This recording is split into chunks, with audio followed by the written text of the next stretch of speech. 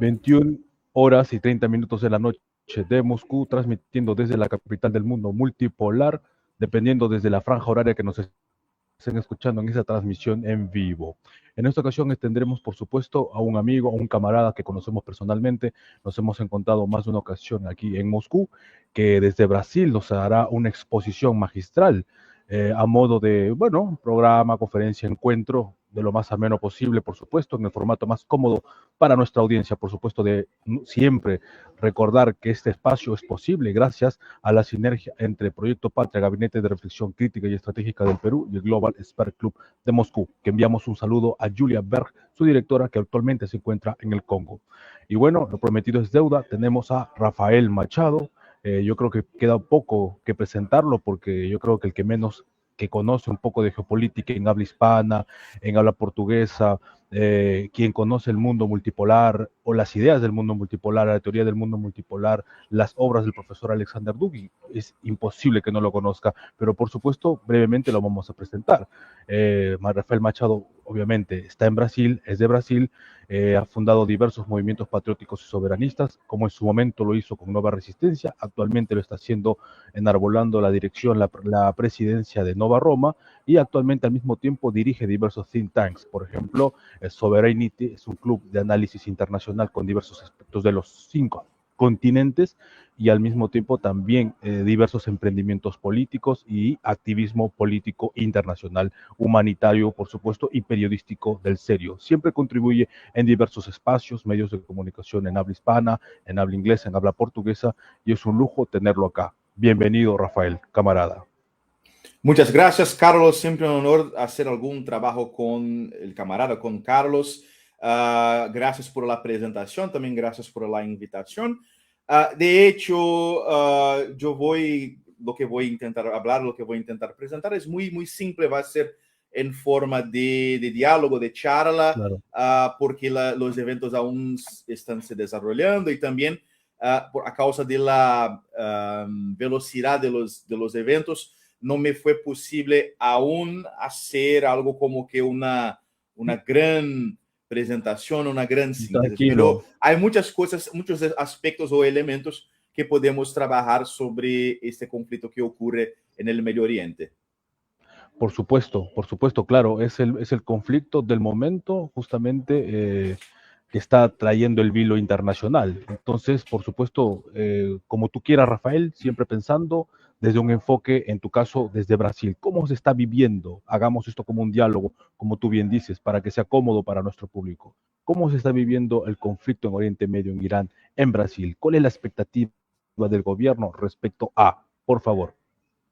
Bueno, desde la perspectiva brasileña, desde la perspectiva del gobierno, la realidad es que considerando la situación geopolítica regional, el gobierno brasileño no se siente confortable de posicionarse de manera clara y objetiva en esos asuntos en el Medio Oriente. Nosotros de acá, de América Ibérica, sabemos que hay una presión muy fuerte, hay una presión muy grande desde Estados Unidos, que torna bastante difícil que los países de la región tomen posicionamientos que sean que tengan que ver con una proyección muy amplia en las relaciones internacionales. Están todos muy ocupados en evitar, por ejemplo, intervenciones de Estados Unidos en sus asuntos internos, utilizándose, por ejemplo, el argumento del narcoterrorismo o otros tipos de argumentaciones. Entonces, la realidad es que aunque en el nivel comercial, Irán es incluso más importante para Brasil que Israel. Por ejemplo, nosotros tenemos una exportación de frango halal que es importante para todo el mundo árabe, incluso, y también, bueno, para todo el mundo islámico, incluso también, por supuesto, el Estado iraní, y las relaciones comerciales con Israel son muy pequeñas. Aún así, hay que llevar en consideración que el crecimiento del neopentecostalismo, así de las iglesias evangélicas, tiene un impacto significativo en la manera por la cual la política brasileña se posiciona en los asuntos del Medio Oriente. Y eso todo es muy nuevo, porque, por ejemplo, incluso durante la dictadura militar, entre los años 60 y los años 80, específicamente en los años 70, cuando el presidente de Brasil era el general Ernesto Geisel. Y bueno, por supuesto que esas dictaduras de esa época, en general, a las personas que dividen esos tipos de gobiernos en izquierda y derecha, la mayoría de las personas los consideraría como siendo de derecha. Aún así, fue en ese periodo que Brasil condenó a Israel y al sionismo como siendo una ideología racista y que debería ser combatida por las Naciones Unidas. Era una época en que la derecha brasileña era muy católica, seguía un conservadorismo católico, y hoy día, aunque por supuesto la mayor parte del pueblo brasileño sea católico, hay una fuerza evangélica, neopentecostal, protestante muy fuerte que domina al menos la mitad o incluso tal vez hasta más que la mitad de la derecha brasileña. Y eso influye en el posicionamiento que Brasil puede asumir, porque, por ejemplo, esa derecha es muy fuerte en el Congreso, aunque el presidente sea Lula, del Partido de los Trabajadores, etcétera. Quien controla el Congreso es más la derecha y el sector de centro político de Brasil que el Partido de los Trabajadores. Entonces, eso influye bastante. La media brasileña es 100% sionista, toda la media de masa es muy alineada con Estados Unidos. Tal vez entre los países de BRICS, Brasil sea aquel que tenga una media más alineada con el occidente, con el atlantismo, tal vez con alguna competencia en eso con India, que también a veces tiene una posición muy ambigua, pero esa es la situación en Brasil. Brasil, eso de las perspectivas de los sectores oficiales, ¿sí? Va a se mantener lejana de todo eso, no va a interferir, va simplemente defender el diálogo y esperar que se pueda volver a el comercio normal con los países islámicos. Pero, por supuesto, que desde una perspectiva crítica, ese conflicto puede incluso ser, sí, bastante interesante y tal vez Brasil debería tener alguna posición un poco más cercana. Y eso desde una perspectiva de la gran estrategia, de la gran geopolítica, porque nosotros sabemos que eso no es simplemente un conflicto local, un conflicto puntual, aunque para Israel, por supuesto que es un conflicto regional, porque hay pretensiones territoriales allá que son muy específicas del Estado de Israel, pero de la gran política, de la gran geopolítica de Estados Unidos, aunque ellos hayan ingresado en ese conflicto por motivaciones irracionales, hay también una dimensión geopolítica más general, que es lo de, por supuesto, sufocar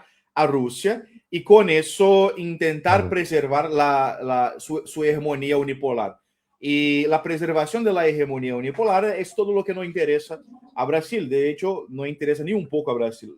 Por el contrario, el interés brasileño sería que Estados Unidos se quedara, como decir, preso en ese conflicto y básicamente gastando sus recursos militares enfrentando a Irán, tal como ya ocurre, en que, por ejemplo, Estados Unidos fue forzado a sacar los componentes de sus misiles, de sus baterías THAAD, que están entre los más modernos del mundo, de Corea del Sur, para enviar al Medio Oriente, así dejando Corea del Sur prácticamente sin protección antiaérea. Lo que interesa a Brasil, como por supuesto interesa a todos los países de la región, es que también ese conflicto dure tanto que Estados Unidos tenga también que sacar recursos, hombres, etcétera, del Southcom, del Comando Militar del Sur, que sirve para mantener la hegemonía en el Atlántico Sur, para que envíe también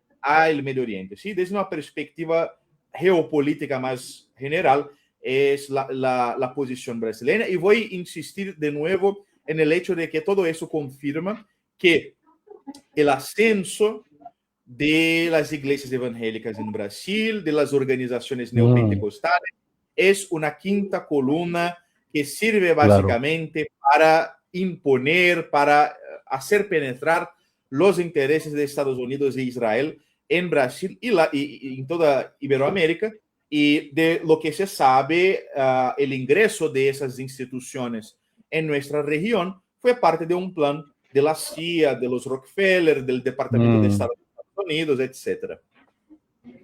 No, completamente de acuerdo. De hecho, creo que Brasil en la región Latinoamérica, en nuestra Iberoamérica, en nuestra América, es el caso más, digamos, más grande, ¿no? Por la población, por la penetración que ha habido de todas estas sectas neopentecostales y evangelicacionistas, pero obviamente no solamente es en Brasil.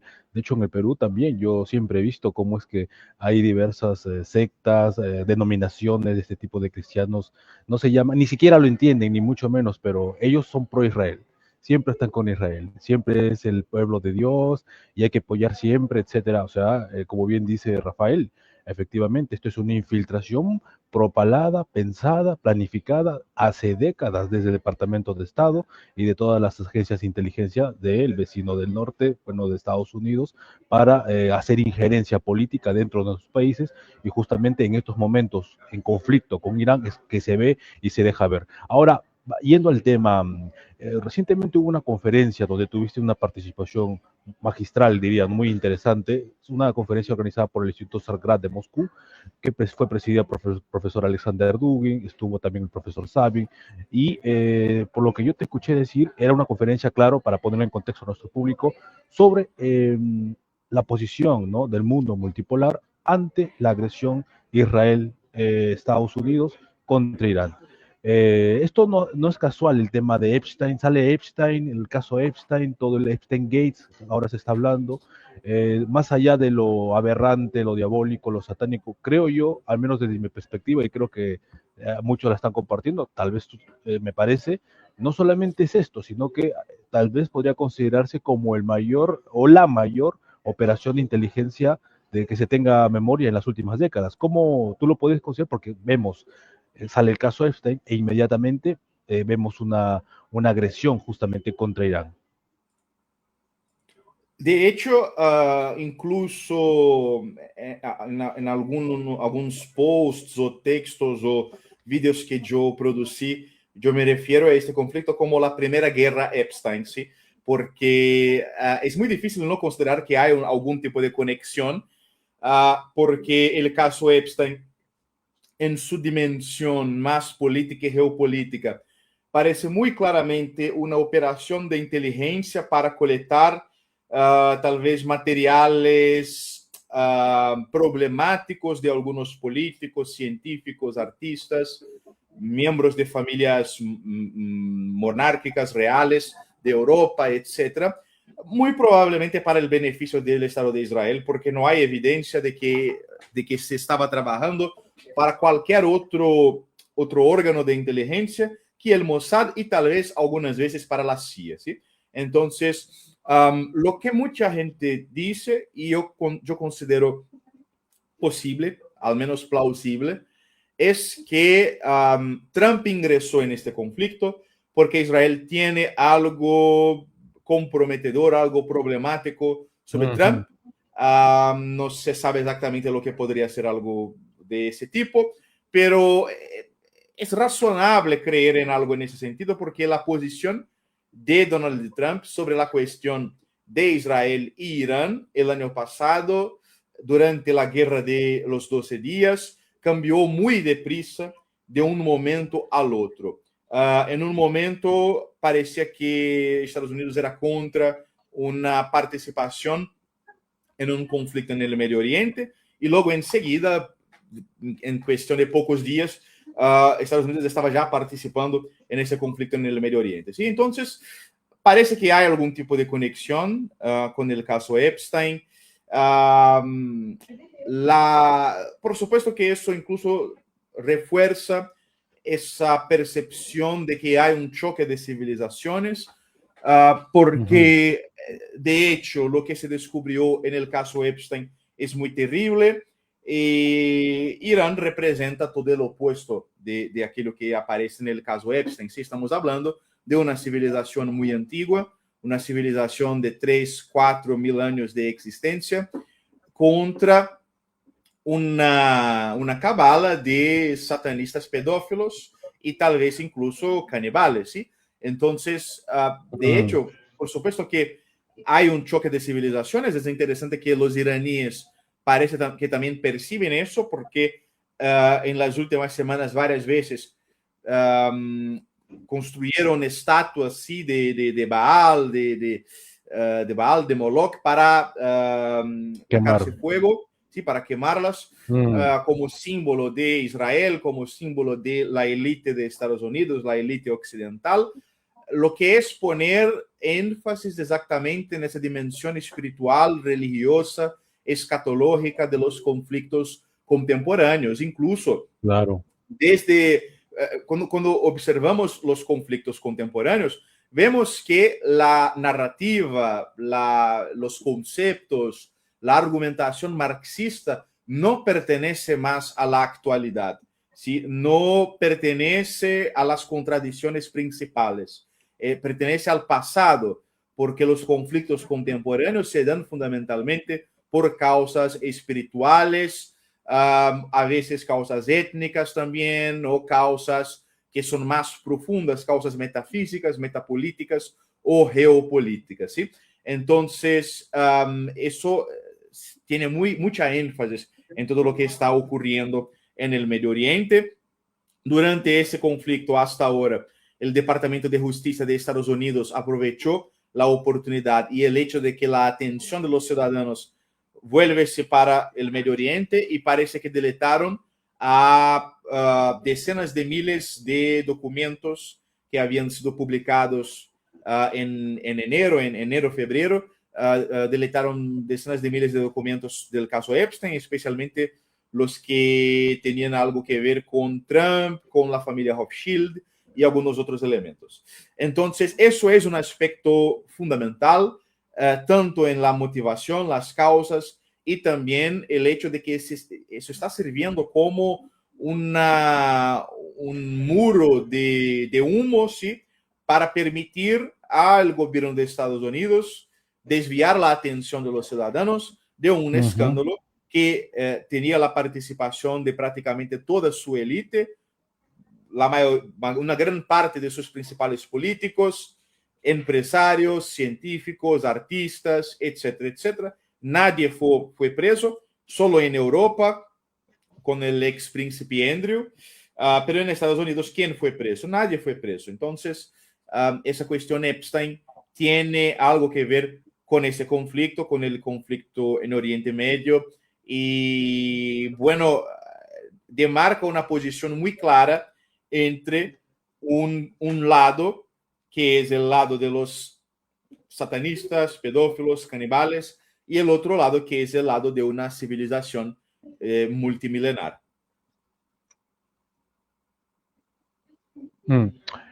Completamente de acuerdo. Hay toda una presión donde se implican los aparatos de inteligencia, sobre todo el Mossad es el más indicado, ¿no? El más indicado. Por supuesto, por extensión, la CIA, que siempre trabajan juntos, ¿no? Porque acá, como hemos dicho en este espacio, la diferencia entre el mundo atlántico y el mundo euroasiático es que, en cuanto al poder, a la política, es que mientras en el mundo euroasiático es el soberano el que subordina a las inteligencias, en el mundo atlántico son las inteligencias las que subordinan al soberano. Eso lo hemos visto en más de una ocasión, no sería la primera vez. De hecho, Kennedy es el caso, digamos, más emblemático. Ahora, hay algo que me ha llamado la atención y creo que muy poco lo han estado abordando, tal vez creo que es el primer espacio donde se habla. El Occidente siempre nos habló, ¿no? De una guerra contra Irán, contra una teocracia, con un fundamentalismo religioso, teocrático, teológico, y que oprime a las mujeres. El Occidente feminista nos hablaba, ¿no? De que en Irán las mujeres viven prácticamente subordinadas a la voluntad teológica, etcétera, etcétera, ¿no? De tiranos. Pero lo primero que hace Occidente es, aparte de matar al líder supremo en la mañana, bombardear a una escuela de niñas, por ejemplo. Casi 200 niñas han muerto. Esto a mí no me parece que sea casual. Tiene una profunda simbología y como tú comprenderás, Rafael, cada gran conflicto, cada gran guerra tiene toda una ritualística. ¿Tú cómo interpretas eso? Yo desde en primera instancia, yo veo una profunda ruptura de la narrativa, ¿no? Desde el occidente se habla a favor de las mujeres, entre comillas, del feminismo, etcétera, y todas las ideologías parecidas, ¿no? Dentro del wokismo, etcétera, etcétera. Pero en el campo de batalla lo primero que se hace es atacar a niñas indefensas. ¿Cómo tú ves esto? Has hablado de algo muy interesante, que es el hecho de que en todo gran conflicto mundial, casi siempre se empieza por algún tipo de sacrificio, tal vez. Entonces, en el caso de la Primera Guerra Mundial, hubo aquel asesinato del arquiduque Francisco Ferdinando del Imperio Austrohúngaro, que fue realizado por un miembro de una organización llamada la Manus Negra, ¿sí? The Black Hand, la mano negra, que parece que era que estaba vinculada al Gran Oriente de Francia, ¿sí? A la masonería francesa. Entonces, siempre hay ese tipo de dimensión, así como, por ejemplo, el asesinato de la familia Romanov fue un asesinato ritualístico. Yo no dudo ni un poco que el asesinato de las niñas en aquella escuela, más de 170 niñas, que aquel fue intencional. Porque cuando nosotros analizamos las capacidades militares y de inteligencia de los países que están participando en el conflicto, vemos que hay tecnología suficiente para garantizar la precisión de los misiles y de los drones. Irán está demostrando eso muy bien con el hecho de que, por ejemplo, descubre la presencia de soldados de Estados Unidos o agentes de la CIA en algún hotel, por ejemplo, en Dubái, en Doha, en Abu Dhabi, en Kuwait, y lanza un dron que arriba, que llega exactamente al cuarto del hotel en que aquellas personas están, mata o hiere solo a aquellas personas y nadie más. Sí, muy raro que haya daño colateral para civiles, sea en Saudi Arabia, en Emiratos Árabes Unidos, en Qatar, en Kuwait, etc. Casi no oímos hablar de heridos o muertes civiles en esos países, también Jordania, etcétera, etcétera.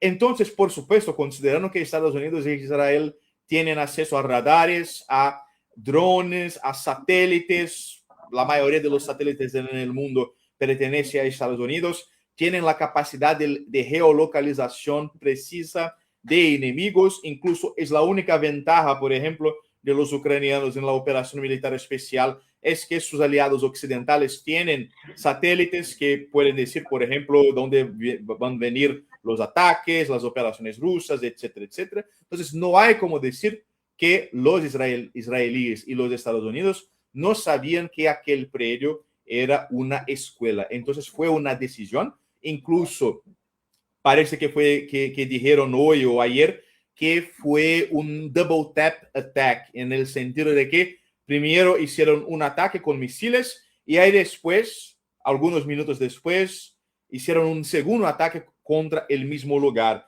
Porque en general así se puede alcanzar a las personas que están heridas o, por ejemplo, otras que están llegando para intentar salvar a aquellas personas, etc. ¿Sí? Entonces fue intencional. Y de hecho, con algunos camaradas, yo hablé que, en mi opinión, podría muy bien ser un sacrificio en ese sentido, ¿sí? Algo ritualístico, algo con una dimensión satánica, incluso, una dimensión ocultista, sí, esotérica, de empezar el conflicto con un sacrificio de sangre. Sabemos que por detrás de ese conflicto, hablamos un poco sobre el caso Epstein, existen elementos rituales, existen elementos de ese tipo. Entonces no me sorprendería. Nosotros vimos, por ejemplo, cómo hubo en Unión Europea, en Bélgica, en los años 90, yo creo, el caso Dutroux, que parece que tenía la participación de jueces, de policías, etcétera, que también era un esquema de pedofilia y de rituales. Yo ya hablé también con una señora, una persona de aquella fundación, una fundación rusa de Foundation to Battle Injustice, Mira Terada, que incluso habló que había entrevistado a alguien que un informante, un testigo que dijo que entre esos niños que son exportados de Ucrania para el occidente, algunas de ellas habían sido víctimas de abuso e incluso de asesinato ritual. Entonces, eso es algo real, algo que ocurre, en que participan las élites occidentales, las élites atlánticas, y pienso que es muy probable que eso ataque a la escuela en Irán haya sido algo en esa dimensión, en ese sentido. Lo que, por supuesto, refuerza esa dimensión espiritual, incluso da un sentido de unidad a los iraníes. La realidad es que con esos ataques, Estados Unidos e Israel consiguieron garantizar que el pueblo iraní, incluso aquellos que a ellos no les guste el sistema político iraní, la velayat faqih, né, el guardianato de los juristas islámicos. Entonces, muchas personas, incluso occidentalizadas de Irán, están con el gobierno, con el Estado, porque perciben que la agresión que fue hecha contra ellos es injusta. Entonces, hubo la unificación del pueblo iraní en una única voluntad general de defender su patria y de enfrentar a la agresión de la coalición Epstein, ¿sí? En esa operación, Epstein Fury. Pusieron el nombre de Epic Fury y ese que se cambió en meme el nombre Epstein Fury, e incluso la ADL, el Washington Post, etcétera, ya dijeron que hacer mención a Epstein en ese conflicto es antisemitismo, etcétera, etcétera. Pero bueno, la realidad es que no me importo con lo que esas instituciones piensan, porque todo es muy claro, incluso en el nombre que se escogió, porque cuando se ponía allá, por ejemplo, Trump y EP, se venía el logo Epstein.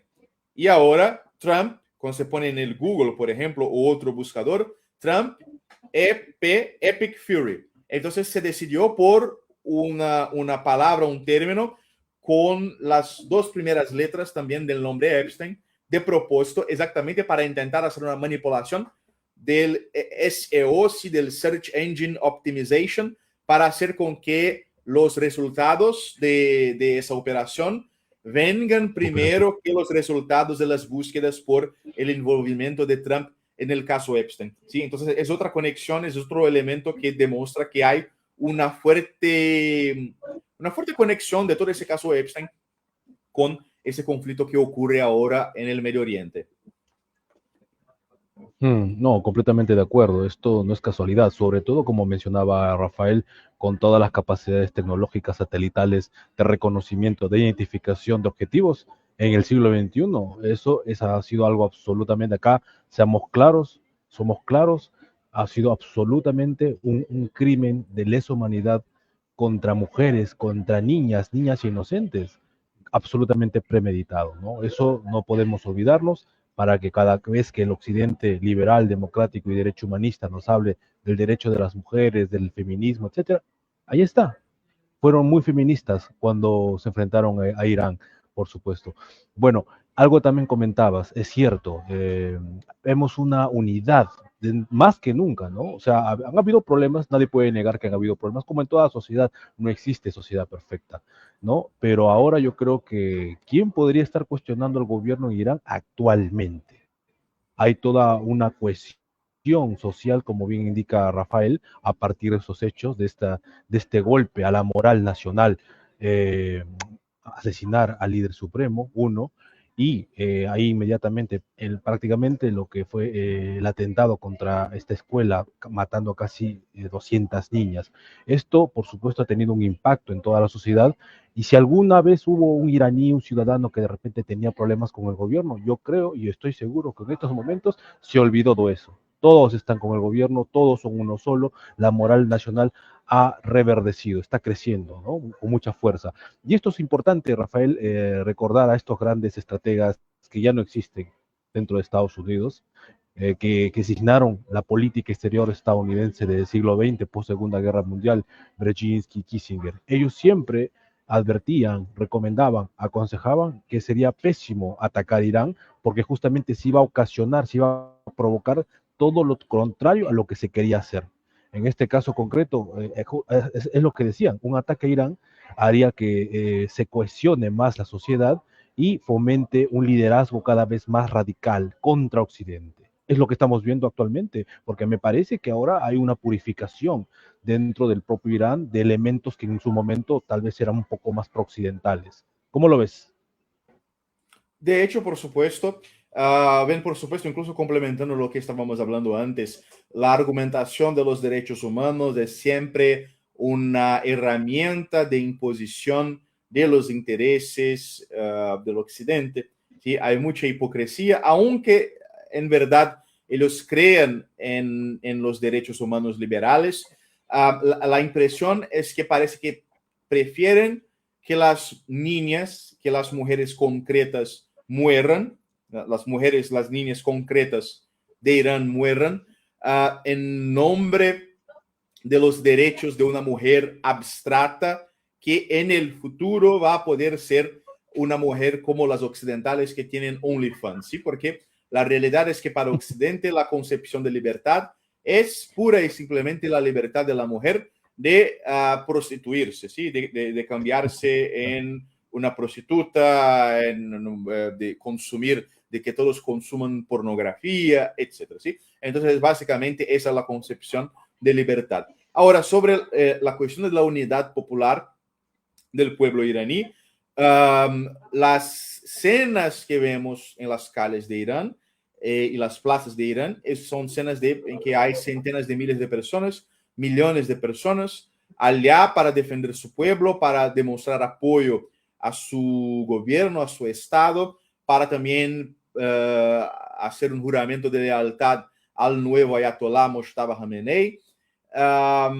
Incluso durante los bombardeos no huyen, no se van a casa, no intentan esconderse, no se comportan como los israelíes que se van a búnkers, etc. No se quedan allá en las calles, en las plazas. Hay mucha gente que parece ser un poco más moderna, sí, que tiene tal vez ideas un poco más modernas, que aún así defienden el gobierno de Irán, el Estado de Irán. Tienen sus discordancias, quieren tal vez reformas, pero esas reformas deben ser autónomas y deben nacer de la iniciativa del propio pueblo de Irán y no por la imposición de agentes extranjeros. Y bueno, la realidad es que incluso lo que pasó en enero de este año fue absolutamente artificial, es que durante esos ataques no hay reacción de la oposición. No hay intento de rebelión, no hay traidores, no hay, por ejemplo, generales cambiando de lado, no hay gobernadores declarando su independencia. La situación no es semejante a la situación, por ejemplo, en Irak, en Siria o en Libia. En esos tres países muy fragmentados, llenos de facciones y de grupos separatistas de todos los tipos, con una mínima presión. Tú ven que en el caso de Siria se llevó más de una década, pero al menos en el caso de Irak y en el caso de Libia, una pequeña presión del occidente con una campaña de bombardeos aéreos garantizó que en cuestión de pocos días o semanas el gobierno hubiera caído, varios generales traicionando, varios grupos rebeldes, terroristas, separatistas, etcétera, apareciendo para intentar conquistar el poder para sí mismo o para terminar de destruir al Estado, y nada de eso está ocurriendo en Irán. Ya vamos para 2 semanas de conflicto. Estamos en miércoles, el conflicto empezó el sábado por la madrugada, al menos en el horario acá de Iberoamérica, unas 4 de la mañana más o menos, 3 o 4 de la mañana para nosotros. Entonces se está llegando a las 2 semanas de conflicto y no hay cualquier elemento que nos permita decir que van a aparecer, por ejemplo, que van a conseguir un cambio de régimen. Por ejemplo, que se va a conseguir derrumbar al nuevo ayatolá, o que va a haber traición por parte de generales que van a intentar dar un golpe de Estado para hacer la paz con Occidente, o que grupos separatistas van a intentar separar sus provincias para transformar en nuevos países. Nada de eso está pasando. No hay la posibilidad de realizarse una revolución colorida. No hay nada de eso. Entonces, la realidad es que Irán está demostrando una gran resiliencia y el Occidente cometió un gran error, que fue hacer un tipo de ataque que transformó el pueblo iraní en una única unidad. Por supuesto que hay una dimensión geopolítica más amplia, en el sentido de que todas esas guerras son guerras contra Rusia. El ataque a Venezuela es guerra contra Rusia. El ataque a Irán es guerra contra Rusia, porque son países que tienen buenas relaciones con Rusia, pertenece a algo como un círculo de parcerías estratégicas, de inteligencia, de comercio, de inversiones, etcétera, por parte de Rusia en el mundo, pero no era lo que, aunque pertenecía al plan, al proyecto de Brzezinski, un cerco a Rusia, siguiendo a las ideas de Mackinder, a las ideas de Spikeman, no era por ese método que Brzezinski pensaba en, por ejemplo, hacer un cerco a Rusia. La idea de cierto era seguir intentando hacer revoluciones coloridas a través de las ONGs, a través de fundaciones, a través de la sociedad civil, porque exactamente tal como bien dijiste, esos grandes estrategistas, y no es porque son enemigos que se puede negar que son grandes personajes del atlantismo, grandes personajes de la estrategia, de la geopolítica, ellos percibían que un ataque directo iba a generar tal vez una gran reacción por parte de Irán. Aún más con el asesinato del Ayatollah Khamenei, que era un líder a que el pueblo aparentemente le gustaba bastante. Era un hombre pacifista, era un hombre que era contra las guerras, era diplomático, era contra las armas nucleares, era en algún sentido muy abierto al diálogo con la sociedad civil. Y bueno, el nuevo Ayatollah, que es el hijo del anterior, perdió su padre, su madre, su mujer, uno de sus hijos, una hermana y otros miembros de su familia. Y tiene una formación militar, bien como hace muchos años es el líder del Basij, la milicia voluntaria que actúa como la policía política de la República Islámica de Irán. Entonces la mentalidad es un poco diferente, e incluso desde que empezó el mandato de Mojtaba Khamenei, la intensidad de los ataques de Irán contra sus enemigos aumentó, amplióse. ¿Sí? Y es muy claro que Estados Unidos parece no tener una estrategia para ese conflicto. Tenía un plan A, que era asesinar a Khamenei, y creían que eso iba a resolver todo, que habría inmediatamente un cambio de régimen, que el pueblo se levantaría contra el gobierno, etcétera, etcétera. Y eso no pasó. Como yo pienso que la mayoría de las personas en otras partes del mundo no pensaba que un asesinato de Khamenei iba a cambiar algo. Sí, tengo la certeza de que en Rusia, por ejemplo, todos los analistas sabían que un ataque de ese tipo contra Irán iba a generar la furia, sí, la reacción muy dura de los iraníes. Y era lo que los iraníes mismos estaban diciendo, que si hubiera un ataque iban a responder contra todos los países con bases de Estados Unidos o aliados de Israel en la región. Y es básicamente lo que están haciendo. Tal vez Estados Unidos haya encontrado un nuevo Vietnam. Eso es una posibilidad. Me acuerdo también, sí, o en otro Afganistán, exactamente.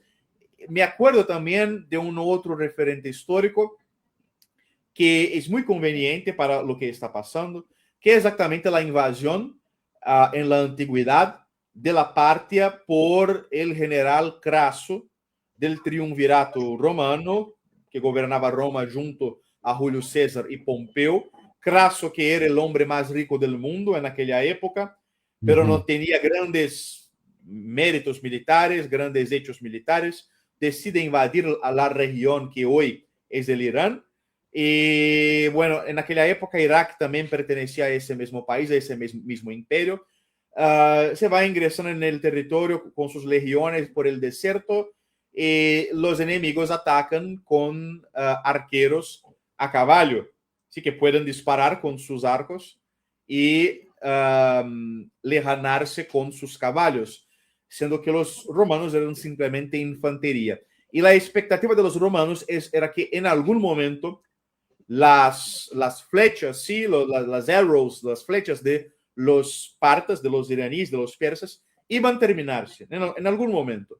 Y se quedaron esperando, hasta que todo el ejército fue derrotado por ellos. Es exactamente como los occidentales ahora esperando que los misiles y los drones de Irán están acabándose, ¿sí? En algún momento van a acabarse. Yo vi a alguien en Twitter que dijo que no, en el día 10 se van a acabar los misiles y drones de Irán. Bueno, estamos en el día 11 y la realidad es que Irán está utilizando aún más misiles do que 2 o 3 días atrás. ¿Sí? Estamos yéndonos para el día 12 y no parece que están acabando las municiones de Irán. Entonces, muy claramente, Estados Unidos cayeron en una situación que puede ser muy semejante al Afganistán, pero Irán es muy más fuerte que el Talibán.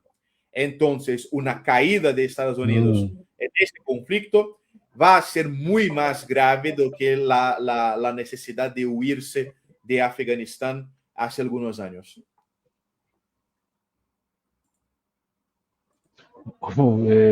Es absolutamente cierto lo que mencionas. De hecho, yo he llegado a mencionar en este espacio más de una ocasión de que en Irán, Estados Unidos actualmente con lo que está haciendo, que ha sido un error estratégico desde todo punto de vista, se está sepultando como superpotencia militar. Recordando un poco, ¿no? Claro, básicamente se hizo todo esto bajo tres pretextos que expuso el presidente Donald Trump en el discurso ante el Estado de la Unión, ¿no? Vísperas al ataque a Irán, a la agresión contra Irán. Básicamente, con respecto a Irán, dijo tres cosas. Cambio de régimen, no se ha hecho, como bien menciona Rafael. Eh, Limitación de armamento, o sea, de desarrollo misilístico, que vamos a hablar de eso también, tampoco se ha hecho. Y que Irán renuncie categóricamente y de manera irrevocable a toda pretensión nuclear. Yo creo que tampoco se va a hacer, porque el nuevo ayatollah, había una fatua, el anterior, como mencionaba Rafael, era un tipo pacifista, había propuesto las fatuas, habían puesto las fatuas justamente que eran prohibiciones dentro del mundo chita a ciertos, digamos, aspectos de la tecnología, en este caso el desarrollo de armas nucleares. Yo no sé realmente si este nuevo ayatollah mantenga esa fatua, o sea, no se están cumpliendo para nada los objetivos de Estados Unidos que fueron impulsados por el régimen sionista, ¿no? O sea, ha sido un error garrafal. A mi entender, con esto Donald Trump se está sepultando políticamente y está sepultando a Estados Unidos como superpotencia militar, porque desde la Segunda Guerra Mundial no se ha visto semejantes ataques a Estados Unidos. Más de 20 bases destruidas, bombardeadas, satélites carísimos. Mencionó también Rafael al inicio, sistema SAT, entre otros sistemas antimisiles carísimos. A Irán le cuesta un misil, le cuesta 3, 4 veces menos que lo que cuesta un misil de derribación para antimisil, digamos, un TAT para Estados Unidos. O sea, sin contar todo lo que se invierte por día en los portaaviones, que supuestamente se llevaron allá para causar disuasión, pero se mantienen lejos del conflicto porque Irán, las capacidades iraní, los han disuadido. Ahora, yéndonos al operativo, al plano estratégico militar, digamos. La doctrina OTAN, como hemos dicho más de una ocasión en este espacio, tiene un formato, digamos, yo le he llamado de guerra pirata, ¿no? Llegar, ¿cómo eran los piratas? ¿Cómo funcionaban los piratas, ¿no? Llegaban los piratas, llegaban en un barco, una operación muy rápida de saqueo y se iban. Bueno, la doctrina OTAN de guerra pirata era más o menos, salvando diferencias, tenía ciertas analogías, ¿no? Bombardeos aéreos masivos, decapitación del liderazgo e imposición de la capitulación al adversario. Eso lo han hecho prácticamente todos los países donde se ha visto cómo han operado, ¿no? En Oriente Medio lo han hecho en Siria, en Libia, en Irak, en Afganistán, bueno, ahí perdieron, pero en lo que estamos viendo actualmente en Irán es una cosa, como bien decía Rafael, que puede ser mucho más grande. Y es que esa doctrina militar tal vez le funcionó con ciertos países pequeños hace 30 años, ¿no? La guerra del Golfo, no nos olvidemos, fue justamente bajo ese esquema de guerra con el general Zhukov cuando se hizo y les resultó muy bien. Pero parecería, Rafael, no sé si tienes esa impresión igual que yo, que Estados Unidos está desfasado en cuanto a su estrategia militar. Está practicando, está poniendo en práctica, vamos a decir, estrategias tácticas de combate en Medio Oriente de hace 30, 35, casi 40 años, frente a una doctrina militar euroasiática, tanto, porque esta lo comparten tanto potencias terrestres, Irán, la propia Rusia, la propia China, guerras prolongadas de desgaste. O sea, en otras palabras, el terror para Estados Unidos, para Israel, para el mundo atlántico, son guerras largas y al parecer Irán por lo menos se ha preparado más de 20 años para este escenario. Es por eso que la gente se pregunta con mucha, lo de que hay que decirlo claro, con mucha ignorancia en los medios de comunicación. No, Irán no tiene portaaviones, no tiene aviones de última generación. ¿Para qué? Lo que ha hecho Irán, de hecho que sí lo tiene, pero lo que más ha concentrado Irán su esfuerzo es desarrollar misilística, subsónica e hipersónica, ¿no? Entonces, ¿cómo tú ves estas discrepancias entre las diversas doctrinas militares, Rafael? De hecho, lo que parece es que Estados Unidos llegaron en Irán para hacer una operación más o menos semejante a lo que fue la guerra de Irak, al ataque inicial a Bagdad, o entonces a la guerra del Golfo, ¿sí? En el sentido de una doctrina de superior firepower, ¿sí? De poder de fuego superior, supremacía aérea, de intentar saturar bombardeos de misiles Tomahawk, etcétera, contra blancos por todo el territorio del gobierno enemigo para intentar hacer su estado colapsar. Pero es como si no hubiera evolución en la doctrina militar de Estados Unidos. Y ahí llega el problema, porque Estados Unidos no consiguió garantizar la supremacía aérea sobre Irán. La región oriental de Irán no recibió ataques, es una región más aislada, más lejana, no está cerca de las bases de Estados Unidos, no está cerca de donde los portaaviones pueden accesar, entonces no consiguen establecer supremacía aérea. Además, parece que los occidentales tienen miedo de los sistemas antiaéreos de Irán. Sábese que Irán tiene algunos sistemas antiaéreos rusos, entonces esos ataques que nosotros estamos viendo son hechos desde el espacio aéreo de Irak, de Jordania, o entonces desde el mar, desde los navíos que están allá, en, por ejemplo, Puerto cerca del Golfo Pérsico, etc. Entonces no establecieron supremacía aérea. Aún así es un tipo de doctrina que depende del establecimiento de supremacía aérea para hacer bombardeos constantes contra el enemigo hasta que el Estado colapse y solo después tal vez utilizar alguna fuerza de desembarque, si alguna infantería, los Terrestre. marines, etc. Sí, una fuerza terrestre. Pero si no se consigue garantizar el colapso del Estado enemigo y la supremacía aérea, no hay mucho que puedan hacer. No están preparados para eso. Pero otro elemento en que se demuestra ese retraso de los Estados Unidos es en la guerra de drones. La operación militar especial garantizó una gran actualización de la estrategia y táctica militares. Los drones se cambiaron en una novedad tan importante y tan grande cuanto fue la introducción de los blindados, de los tanques en la Primera Guerra Mundial, en el fin de la Primera Guerra Mundial. Los drones son una arma absolutamente revolucionaria desde la perspectiva militar. Y la realidad es que los rusos e incluso los ucranianos, por supuesto, adaptaronse a ese tipo de conflicto, aprendieron a trabar ese tipo de conflicto. Pero los Estados Unidos, aunque participen en la operación militar especial apoyando a Ucrania con instructores, desde la perspectiva de sus fuerzas más amplias e incluso de sus defensas antiaéreas alrededor del mundo, no están preparados para la utilización de drones. También no están preparados, excepto sino en el campo nuclear, pero si excluimos el sector nuclear, Estados Unidos no consiguió evolucionar en la guerra balística, ¿sí? La guerra de misiles, que es donde Rusia e Irán se desarrollaron bastante. Esa guerra, como Irán e Israel no tienen contacto por fronteras, no tienen contacto territorial, es una guerra que se traba especialmente por las fuerzas aéreas y por los sectores balísticos, por los sectores de misiles.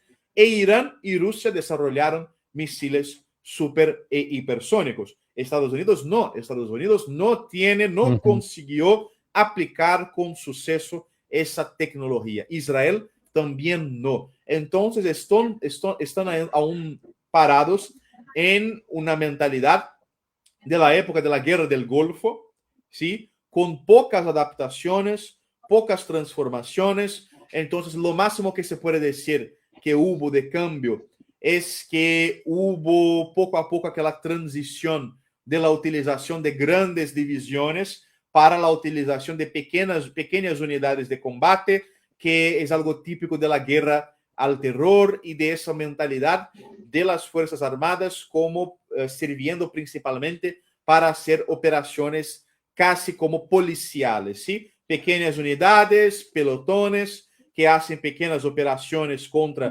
grupos terroristas, rebeldes, guerrilleros, insurgentes, etc., pero sin aquella gran coordinación que había, por ejemplo, en la Segunda Guerra Mundial, Guerra de la Corea, Vietnam, etc. Y todo eso con el apoyo de la supremacía aérea, garantizando la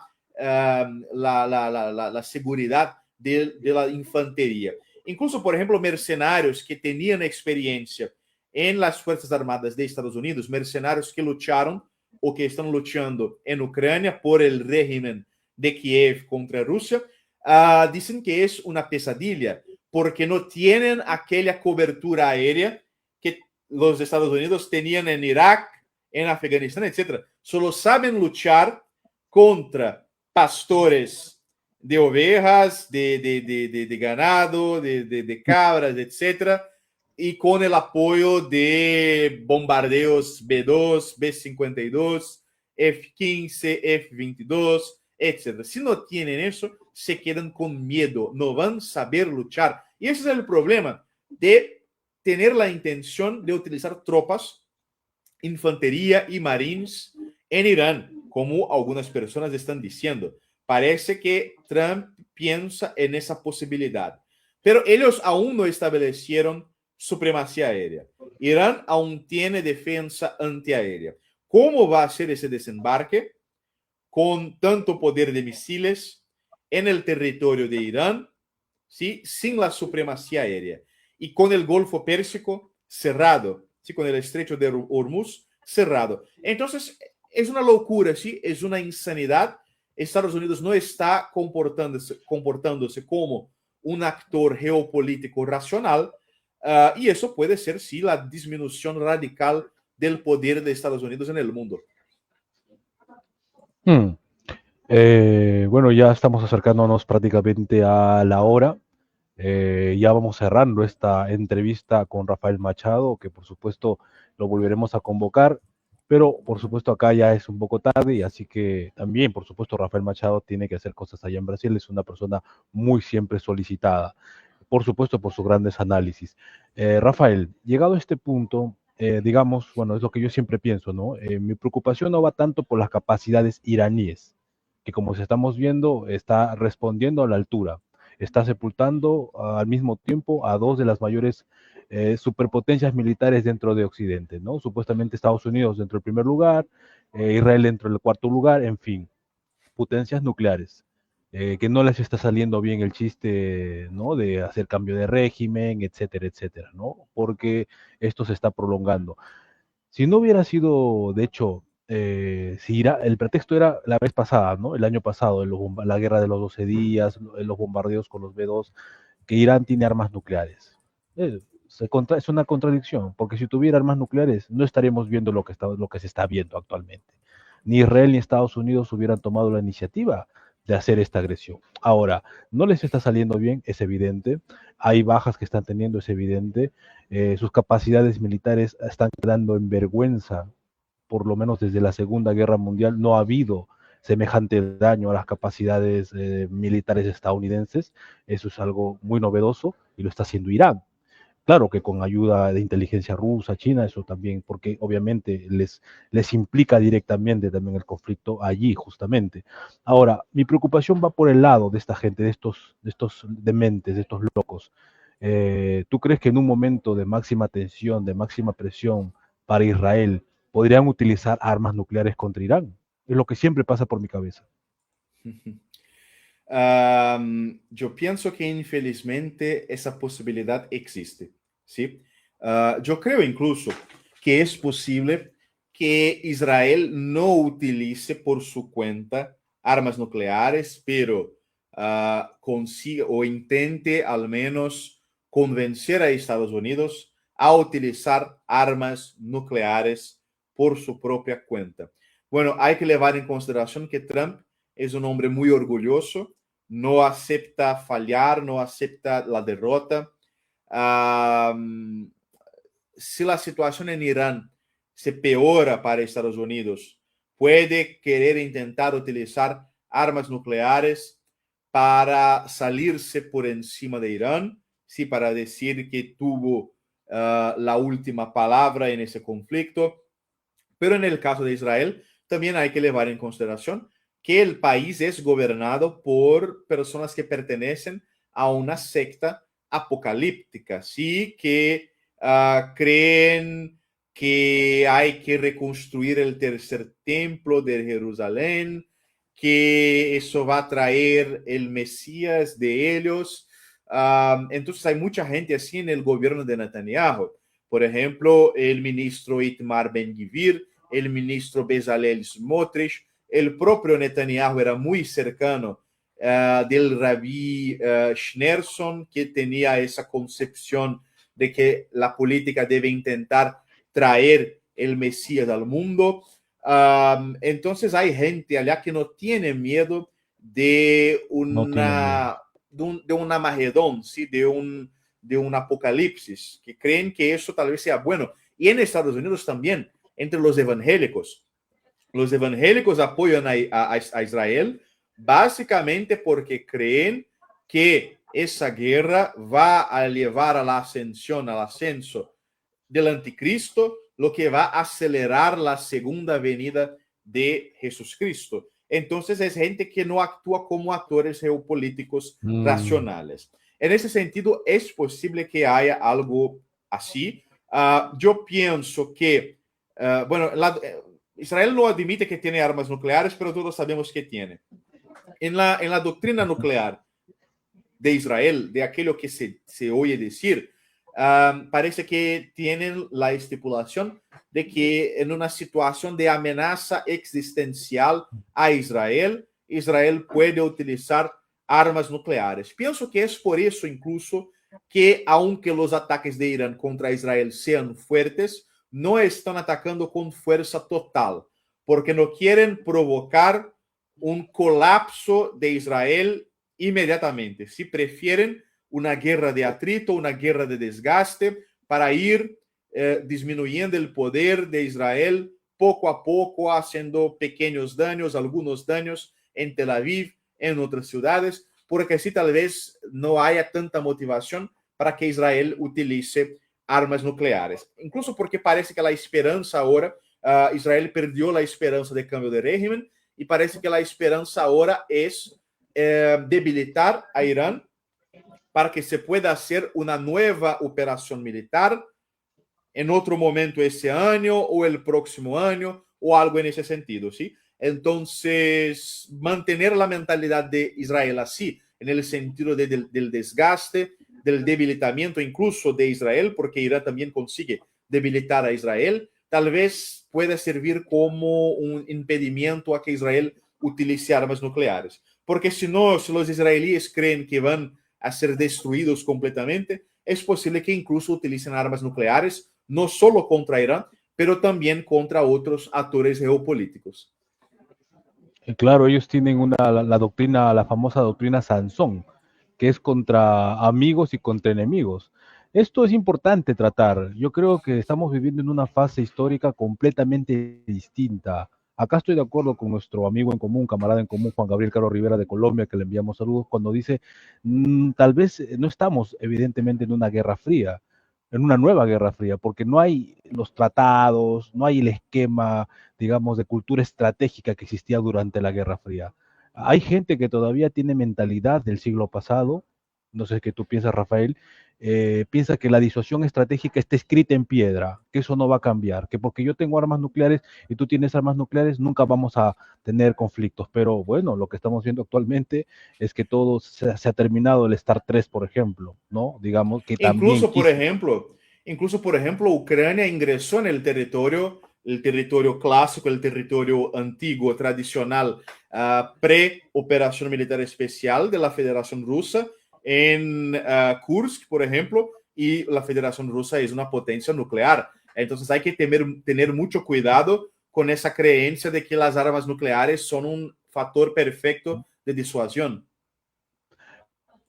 Totalmente. De hecho, acá hay un, seguro, por supuesto que lo conoces, un gran estratega de talla mundial, consejero del Estado ruso, Sergei Karaganov, por ejemplo, ¿no? Sergei Karaganov, él menciona justo lo que tú dices, ¿no? Dice, ya la posesión de armas nucleares per se, ya eso no significa disuasión alguna. O sea, ya se terminó la disuasión a partir de la posesión de armas nucleares. Si no, claro, no estaríamos viendo lo que se le está haciendo a Rusia. La OTAN está actualmente en una guerra en las fronteras rusas, está haciendo atentados terroristas dentro de Rusia y va a seguir viéndose esto. En fin, bueno, para ir cerrando, Rafael, retornando a nuestra América una vez más, acá siempre con conversaciones con contactos importantes de la Federación, les mandamos saludos. Me hicieron ver algo que no me había puesto yo mismo a analizar, ni tampoco he escuchado a mucha gente de nuestros contertulios en Sudamérica, pero me dijo algo interesante en una reunión que tuvimos.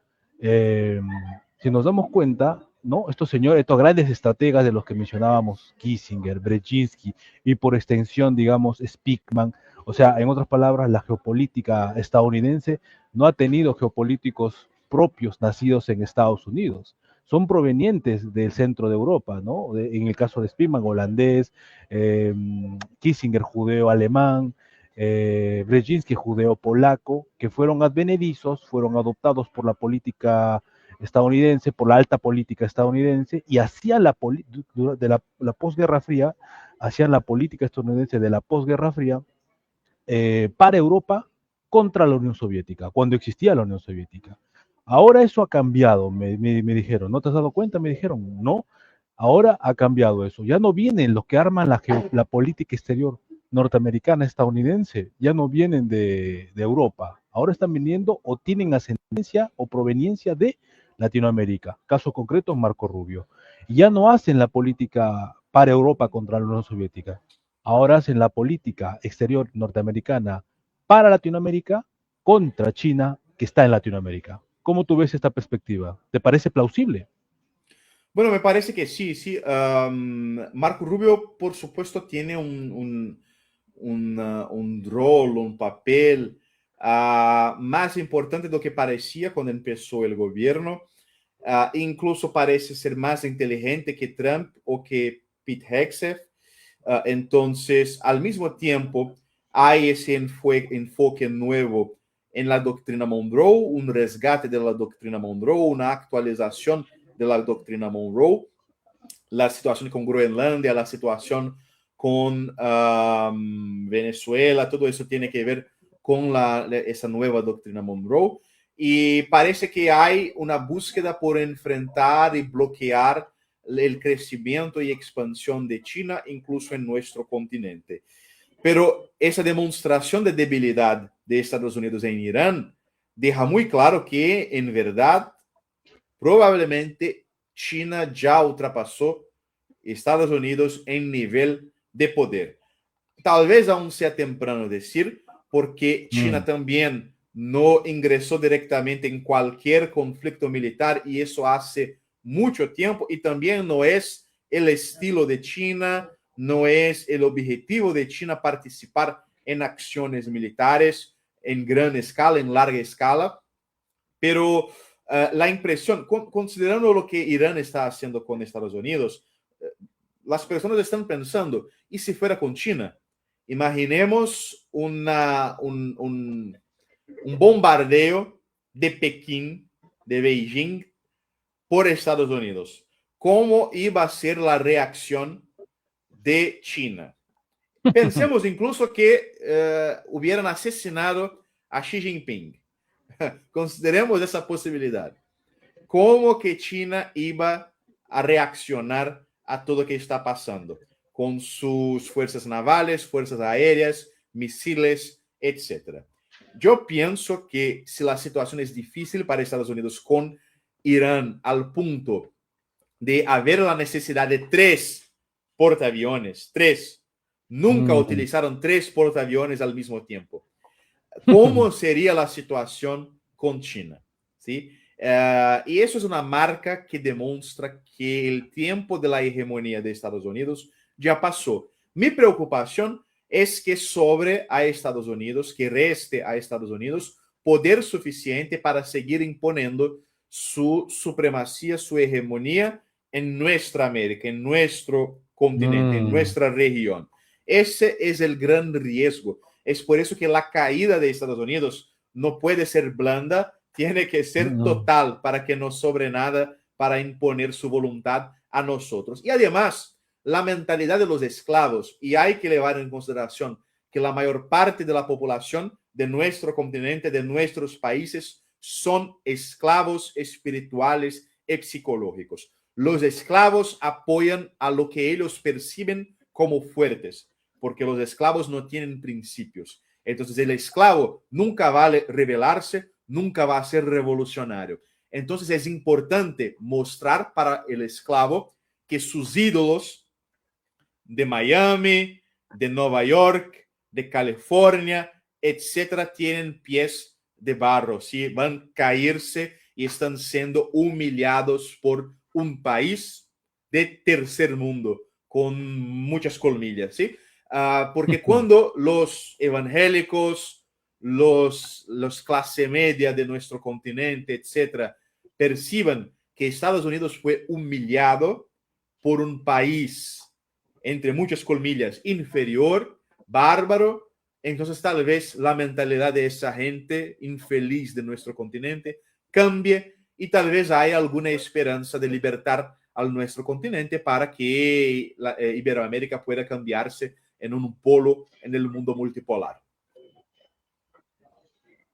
Muy de acuerdo, y esa es también mi gran preocupación. Evidentemente hay un declive de Estados Unidos y por supuesto, como mencionas, todo imperio muere matando, ¿no? O sea, para que caiga el imperio británico, que es el más inmediato cercano que tenemos en la historia, tuvieron que pasar 2 guerras mundiales.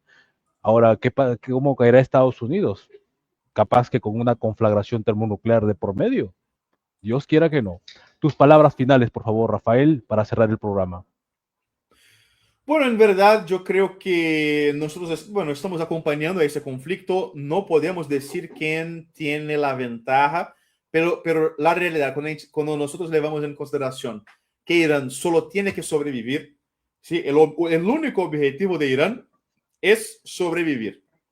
Entonces parece, por lo que nosotros estamos viendo, que Irán tiene la ventaja en el sentido de que está consiguiendo sobrevivir a esa guerra, ¿sí? Y eso es muy importante para nosotros que defendemos un mundo multipolar. Y es importante también nosotros analizarnos a ese conflicto, porque ese conflicto está demostrando, está exhibiendo los fallos, los problemas del hegemón unipolar de Estados Unidos, del occidente. Y para los pueblos del mundo es muy importante ser testigos de ese momento histórico. Completamente de acuerdo. Bueno, ha sido una edición más de este ciclo inédito de conferencias sobre política exterior estadounidense, la política exterior global de Estados Unidos en la era multipolar post-hegemónica. Y por supuesto estuvimos con Rafael Machado desde Brasil con esta conferencia número 17, abordando las problemáticas actuales en torno a Medio Oriente, Irán, desde una perspectiva sudamericana brasilera. Conmigo hasta la próxima, su servidor Carlos Mamani. Este espacio es posible gracias al Gabinete de Reflexión Crítica y Estratégica Proyecto Patria de Perú y al Global Expert Club Globus de Moscú. Saludos. Gracias, Rafael.